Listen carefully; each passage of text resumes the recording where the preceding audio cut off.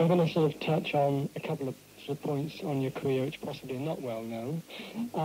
May I say that, did you once, with Diane Cilento, work as an odd-job girl at Burton Mill Circus? Yes, I did. My goodness, I've been looking in the archives. Yes, I did.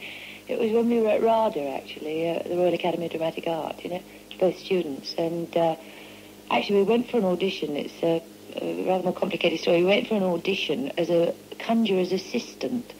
And we both got it, and when we got back to RADA, we were phoned up to be told to go to get our injections. We were sailing for West Africa the next day. And it turned out this gentleman was working aboard, and Sir Kenneth Barnes, the principal, was so alarmed that he got us this job in the circus instead.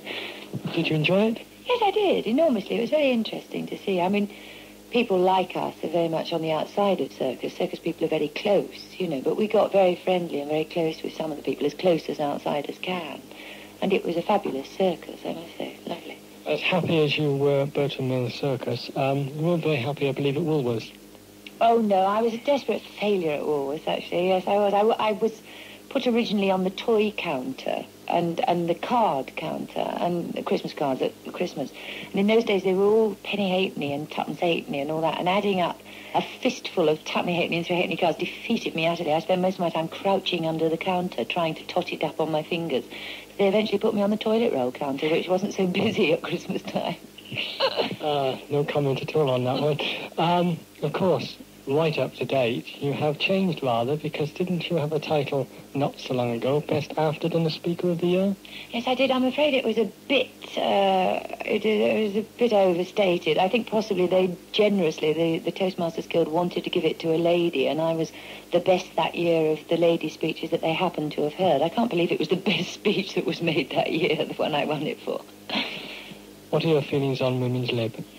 Well, I feel quite strongly about it, actually. I mean, I feel I'm getting rather sick of the title Women's Lib. I mean, actually, I'm for liberation for everybody, and I really believe that the sooner women are self-supporting and self-sufficient, the more men will be liberated as well. I mean, I think a lot of men get a very raw deal having dependent females.